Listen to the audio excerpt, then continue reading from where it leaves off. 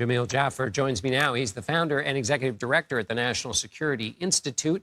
He's also a former associate White House counsel to President George W. Bush.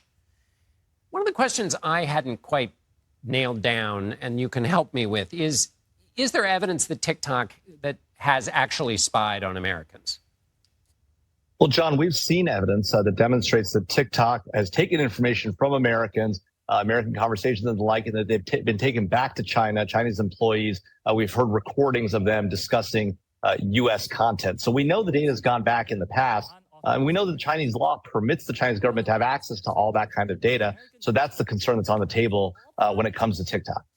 And if China had access to the data, give us a sense of what exactly China could do or what the worst case scenarios are. And if you could, keep the worst case scenarios in the realm of the possible, because anything's possible these days, given what we've seen in advances of technology. But what's sort of the nearest use case?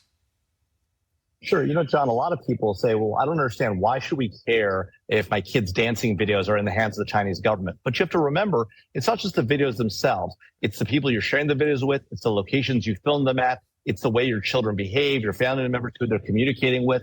When you take all of that information, locational data, sharing circles, the like, and you combine it with the other information that we know the Chinese government has stolen from the United States, our OPM security clearance database, information from credit rating agencies, information from hotel companies, and the like, and you combine all that data, and then you put it into machine learning algorithms, and you train it on that data, you can get a lot of information and predict what people are going to do in the future, who they're going to interact with, and the like. That's the real power of the kind of massive amount of data that TikTok collects on 150 million Americans who use it today.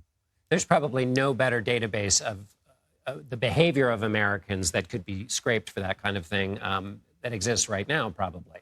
Let me Sorry, go ahead. Respond to that.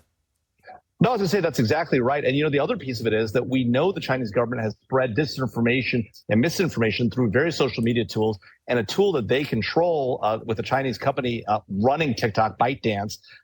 That's another concern as well.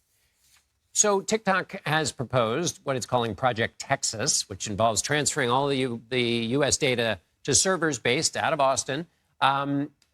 Well, what do you make of that? And if China has access to it, borders don't. I don't see how that's a solution to the question of who has access to the data, since borders don't mean anything when it comes to ones and zeros.